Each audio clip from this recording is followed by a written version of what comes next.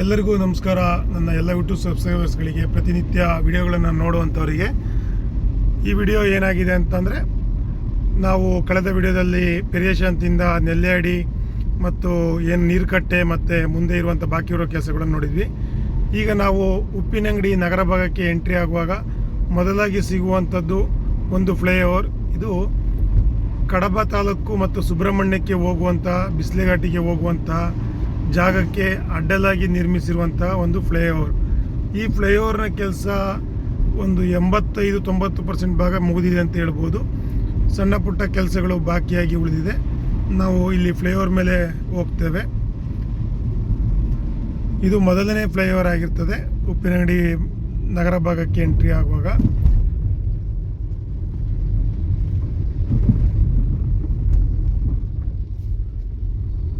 ಬಲಬದಿಯಲ್ಲಿ ನಾವು ನೋಡುವಂಥದ್ದು ಏನು ಅಂತಂದರೆ, ಇಲ್ಲಿ ನೇತ್ರಾವತಿ ನದಿ ಕೂಡ ಹರಿತಾ ಇರ್ತದೆ. ಉಪ್ಪಿನಂಗಡಿ ನಗರ ಭಾಗಕ್ಕೆ ಹೊಂದಿಕೊಂಡಂತೆ ನೇತ್ರಾವತಿ ನದಿ ಕೂಡ ಹರಿತಾ ಇದೆ.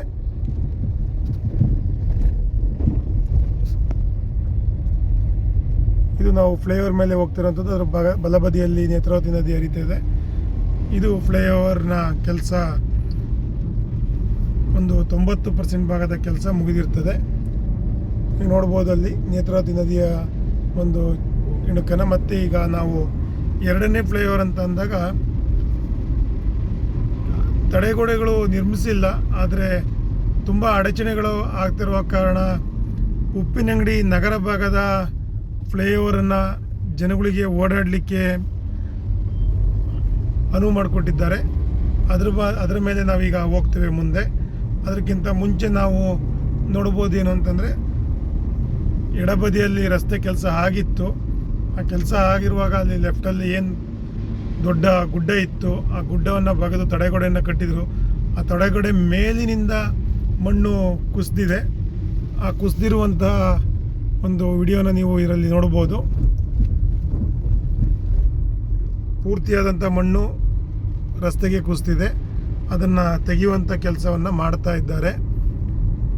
ಇದು ಉಪ್ಪಿನಂಗಡಿ ನಗರ ಭಾಗಕ್ಕೆ ಎಂಟ್ರಿ ಆಗುವಾಗ ಆದಿತ್ಯ ಹೋಟೆಲ್, ಮತ್ತು ಈಗ ಆದಿತ್ಯ ಹೋಟೆಲ್ನ ಸಮೀಪವೇ ಒಂದು ಸೂರ್ಯ ಆಸ್ಪತ್ರೆ ಕೂಡ ಓಪನ್ ಆಗಿದೆ.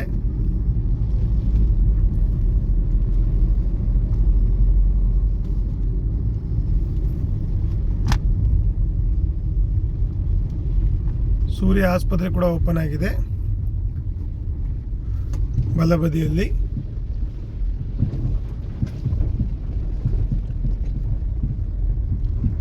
ಆದಿತ್ಯ ಹೋಟೆಲ್ಲು ತುಂಬ ಫೇಮಸ್. ಕಾರಣ ಅಂದರೆ, ಮುಂಚೆ ಇಲ್ಲಿ ಐರಾವತ ಬಸ್ಗಳು ಎಲ್ಲವೂ ಕೂಡ ಊಟಕ್ಕೆ ನಿಲ್ಲಿಸ್ತಾ ಇದ್ರು. ಈಗ ರಾತ್ರಿ ಹೊತ್ತು ಎಲ್ಲ ಪಿಕಪ್ ಪಾಯಿಂಟ್ ಅಂತಂದಾಗ ಆದಿತ್ಯ ಹೋಟೆಲ್ ಪಿಕಪ್ ಪಾಯಿಂಟ್ ಅಂತೇಳಿ ಎಲ್ಲರೂ ಕೂಡ ಹೇಳ್ತಾರೆ. ಹಾಗಾಗಿ ಈ ಆದಿತ್ಯ ಹೋಟೆಲ್ ತುಂಬ ಫೇಮಸ್ ಆಗಿರುವಂಥದ್ದು.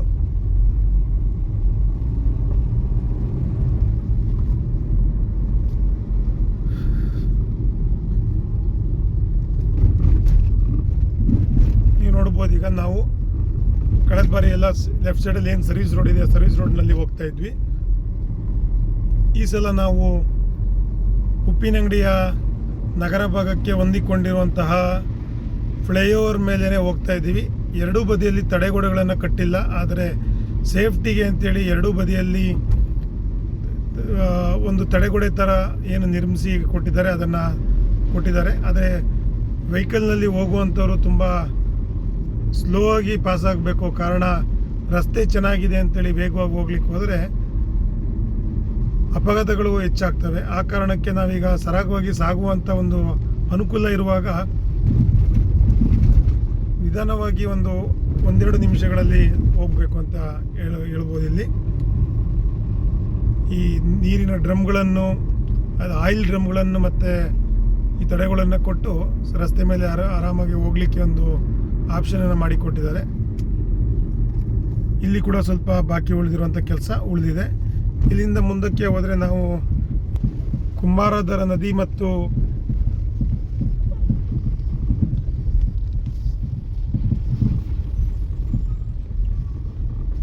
ನೇತ್ರಾವತಿ ನದಿ ಎರಡು ಜೋಡಣೆ ಆಗುವಂಥ ಸ್ಥಳ ಅಂತ ಹೇಳ್ಬೋದು ನಾವು.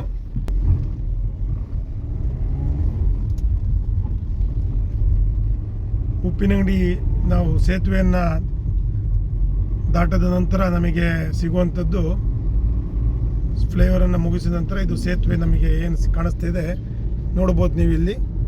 ಕುಮಾರಧಾರ ನದಿಯ ನೀರು ಬಲಬದಿಯಲ್ಲಿ ಏನು ಕಾಣಿಸ್ತಾ ಇದೆ ಅದು ನಮ್ಮ ನೇತ್ರಾವತಿ ನದಿಗೆ ಸೇರುವಂತಹ ಜಾಗ. ಮತ್ತು ನಾವು ಈಗ 3ನೇ ಫ್ಲೈಓವರ್ಗೆ ಬರ್ತಾ ಇದ್ದೇವೆ. ಇಲ್ಲಿ ಎಡಭಾಗಕ್ಕೆ ತಿರುಗಿದ್ರೆ ನಾವು ಪುತ್ತೂರಿಗೆ ಹೋಗುವಂಥ ರಸ್ತೆ ಇದು. ಎಡಭಾಗಕ್ಕೆ ಹೋದರೆ ಪುತ್ತೂರಿಗೆ ಹೋಗುವಂಥ ರಸ್ತೆ. ನೇರವಾಗಿ ನಾವು ಮತ್ತೆ 3ನೇ ಫ್ಲೈಓವರ್ನಲ್ಲಿ ಕೂಡ ಹೋಗ್ತಾ ಇದ್ದೇವೆ.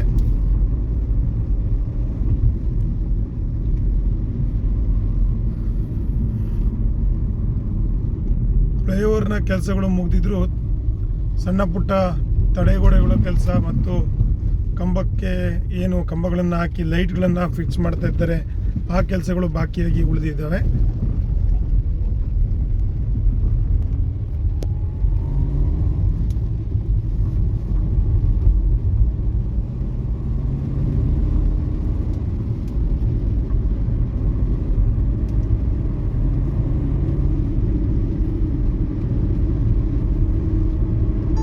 ಉಪ್ಪಿನಂಗಡಿ ನಗರ ಭಾಗಕ್ಕೆ ಹೊಂದಿಕೊಂಡಂತೆ 3 ಫ್ಲೈಓವರ್ಗಳು ಕೂಡ ಕಾಮಗಾರಿಯನ್ನು ಕೆಲಸ ಮುಗಿಸಿದ್ದಾವೆ. ಅದ್ರ ಮೇಲೇ ನಾವು ಬರ್ತೇವೆ. ಪೂರ್ತಿಯಾದಂಥ ಕೆಲಸ ಮುಗಿದ್ರೆ ನಾವು ಸರಾಗವಾಗಿ ಸಾಗಲಿಕ್ಕೆ ಒಂದು ಹೆಲ್ಪ್ ಆಗ್ತದೆ.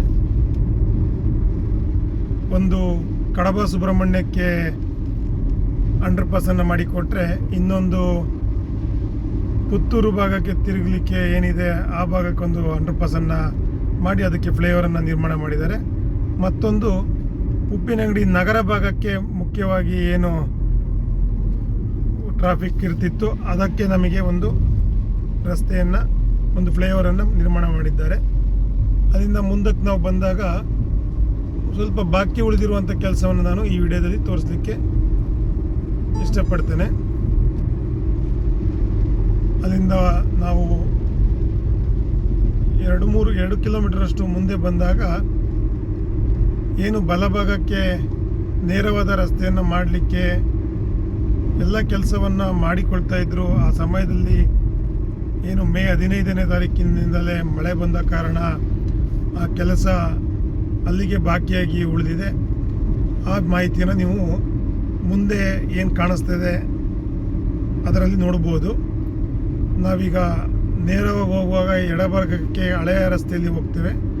ಆದರೆ ಮುಂದಿನ ದಿನಗಳಲ್ಲಿ ಏನಲ್ಲಿ ಗುಡ್ಡವನ್ನು ಬಗಿತಾ ಇದ್ದಾರೆ ಬಲಬದಿಯಲ್ಲಿ, ಅಲ್ಲಿ ನಾವು ನೇರವಾದ ರಸ್ತೆಯಲ್ಲಿ ಹೋಗುವಂಥ ಒಂದು ರಸ್ತೆ ಆಗ್ತದೆ. ಇದು ಬಾಕಿಯಾಗಿ ಉಳಿದಿರುವಂಥ ಕೆಲಸ.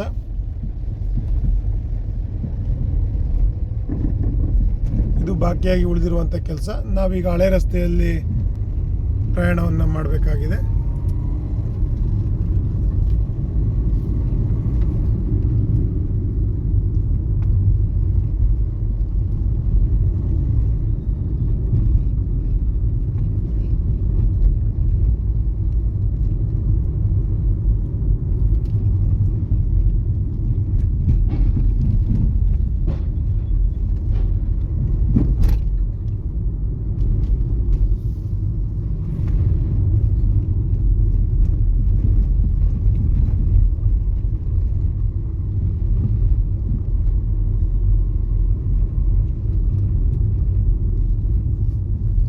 ಈ ವರ್ಷದ ಮಳೆಗಾಲ ಆರಂಭವಾಗಿರುವ ಕಾರಣ ನಾವು ಆಲ್ರೆಡಿ ಜೂನ್ ತಿಂಗಳು ಜುಲೈ ತಿಂಗಳಿಗೆ ಬಂದಿದ್ದೇವೆ.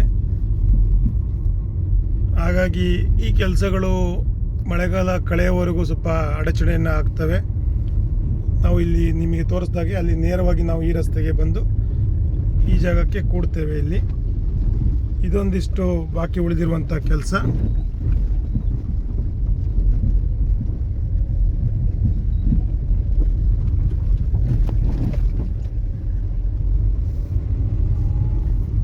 ಈ ಭಾಗದ ಜಾಗ ಸ್ವಲ್ಪ ಬಾಕಿಯಾಗಿ ಉಳಿದಿದೆ.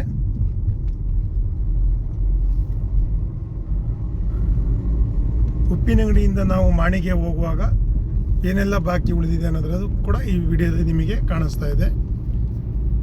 ಈ ಭಾಗದ ಜಾಗ ನಮಗೆ ಮುಗಿದ ನಂತರ ನಾವು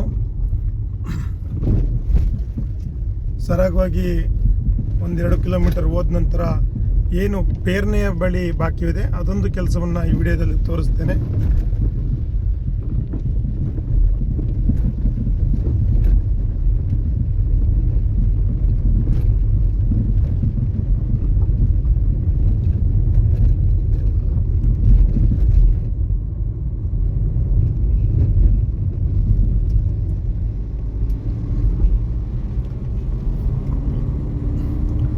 ಉಪ್ಪಿನಂಗಡಿಯ 3 ಫ್ಲೈಓವರ್ಗಳು ಮತ್ತು ಮುಂದಕ್ಕೆ ಬಂದ ನಂತರ ಬಾಕಿ ಉಳಿದಿರುವ ಕೆಲಸವನ್ನು ನೋಡಿದ್ರಿ. ಇದರ ಮುಂದಕ್ಕೆ ನಾವು 1-2 ಕಿಲೋಮೀಟರ್ ಹೋದ ನಂತರ ಏನು ನಮಗೆ ಬಾಕಿ ಉಳಿದಿರೋ ಕೆಲಸ ಏನೇನಿದೆ ಬಲಬದಿಯಲ್ಲಿ ನೋಡ್ಬೋದು ನೀವು. ಇಲ್ಲೊಂದಿಷ್ಟು ಬಾಕಿಯ ಕೆಲಸ ಉಳಿದಿರುವಂಥದ್ದು. ಆದರೆ ಎಡಬದಿಯಲ್ಲಿ ನಮಗೆ ಒಂದು ರಸ್ತೆ ಆಗಿರೋದ್ರಿಂದ ನಾವು ಸರಾಗವಾಗಿ ಸಾಗ್ಬೋದು. ಇದೆಲ್ಲದರ ನಡುವೆ ಏನು ಬಾಕಿ ಉಳಿದಿದೆ ಕೆಲಸ, ಆ ಕೆಲಸವನ್ನು ನಾನು ನಿಮಗೆ ಪೇರ್ನೆ ಬಳಿ ಇರುವಂಥ ಕೆಲಸದ ಬಗ್ಗೆ ಮಾಹಿತಿಯನ್ನು ಇದೇ ವಿಡಿಯೋದಲ್ಲಿ ತೋರಿಸ್ತೇನೆ. ನಂತರದ ಮುಂದಿನ ವಿಡಿಯೋಗಳಲ್ಲಿ ನಾವು ಮಾಣಿಯ ಅತಿ ಉದ್ದವಾದ, ಅಂದರೆ ಸರಿಸುಮಾರು 1.9 ಕಿಲೋಮೀಟರ್, ಅಂದರೆ 2 ಕಿಲೋಮೀಟರ್ನಷ್ಟು ಉದ್ದ ಇರುವಂಥ ಒಂದು ಫ್ಲೈಓವರ್ ಕೂಡ ಓಪನ್ ಆಗಿದೆ. ನಾವು ಅದರ ಮೇಲೆ ಕೂಡ ಇವತ್ತು ಹೋಗ್ತೇವೆ. ಆ ವಿಡಿಯೋವನ್ನು ನಾವು ಮುಂದಿನ ವಿಡಿಯೋದಲ್ಲಿ ನೋಡುವ. ಇದು ನಾವು ನೋಡ್ತಿರುವಂಥದ್ದು ಈಗ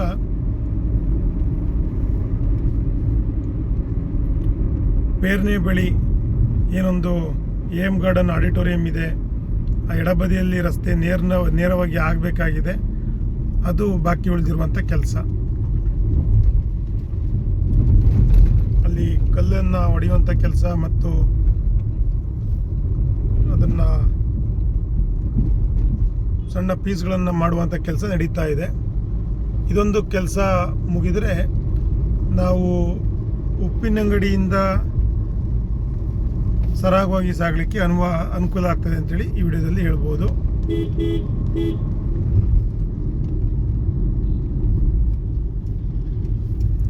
ಇದು ನಮ್ಮ ಹಳೆಯ ರಸ್ತೆ, ಪೇರ್ನೆಯ ಹಳೆಯ ರಸ್ತೆ.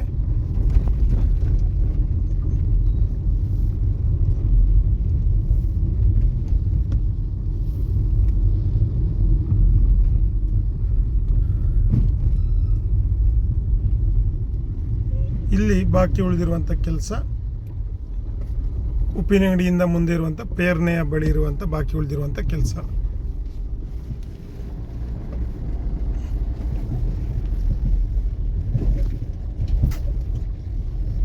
ಇಲ್ಲಿಂದ ನಾವು ಸರಾಗವಾಗಿ ಹೋಗ್ತೇವೆ, ಅಂದರೆ ಮಾಣಿವರೆಗೂ. ಮುಂದಿನ ವಿಡಿಯೋದಲ್ಲಿ ನಾನು ಮಾಣಿಯ ಮಾಹಿತಿಯನ್ನು ನಿಮಗೆ ತೋರಿಸ್ತೇನೆ. ಧನ್ಯವಾದಗಳು ಫ್ರೆಂಡ್ಸ್. ಇದನ್ನು ಸರಾಗವಾಗಿ ನಾವು ಸಾಕ್ತೇವೆ, ಅದನ್ನು ನಾನು ನಿಮಗೆ ಮುಂದಿನ ವಿಡಿಯೋದಲ್ಲಿ ತೋರಿಸ್ತೇನೆ.